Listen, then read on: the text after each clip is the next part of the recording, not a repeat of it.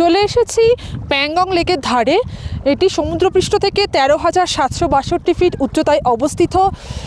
লেকের জল পুরো নীল, সূর্যের আলো যত ব্রাইট হয় লেকের জল তত পুরো ডিপ নীল কালারের হয়। অসম্ভব ঠান্ডা হাওয়া, একেবারে জমে যাচ্ছি।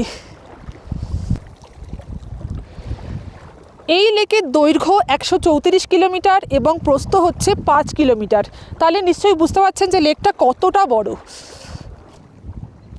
এর 50% আছে তিবেতে আর 40% আছে ইন্ডিয়ায়। বাকি 10% এখনও ডিসপুট চলছে। 1962 সালে যুদ্ধের পর থেকে সেই 10% এখনও ডিসপুট হয়েই রয়েছে।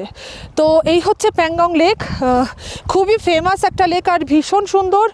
না আসলে বুঝতে পারবেন না এই জায়গাটা ঠিক কী রকম। মানে আমার ঠান্ডায় আমার কথা জড়িয়ে যাচ্ছে, আমি পাচ্ছি না, মানে এত ঠান্ডা। এবার দেখি একটু জলটা কীরকম।